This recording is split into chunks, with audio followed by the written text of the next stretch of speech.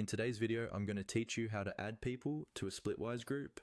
This is really useful if you're sharing expenses with friends, roommates, or co-workers, and you want everything organized in one place. I'll walk you through the process step by step on the Splitwise website, and by the end, you'll know exactly where to click and what to look out for. First, make sure you're logged into your Splitwise account in your browser. Once you're on your main dashboard, look for the list of your existing groups on the left-hand side. These might be things like apartment, trip, or household. Go ahead and click on the specific group where you want to add new people. This will open the group's main page, where you can see the balance, recent expenses, and everyone who's already part of that group.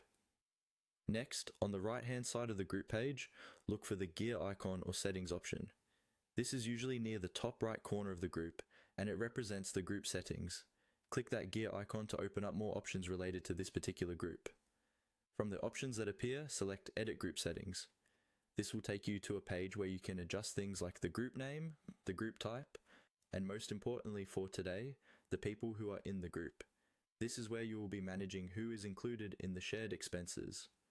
On the Edit Group Settings page, look for a button or link that says Add a Person, often shown with a plus sign in front of it. Click on Add a Person.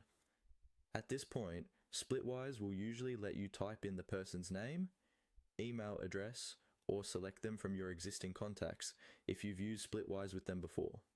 Take a moment to make sure you're adding the correct person, especially if you have multiple contacts with similar names. Once you've added everyone you want to invite to the group, scroll down and look for the Save Changes button. This step is important. If you don't save your changes, the new people won't actually be added. Click Save Changes, and Splitwise will update the group and send invitations or notifications to the people you've just added. And that's it. You've successfully added people to your Splitwise group, and they can now start sharing and tracking expenses with the rest of the group.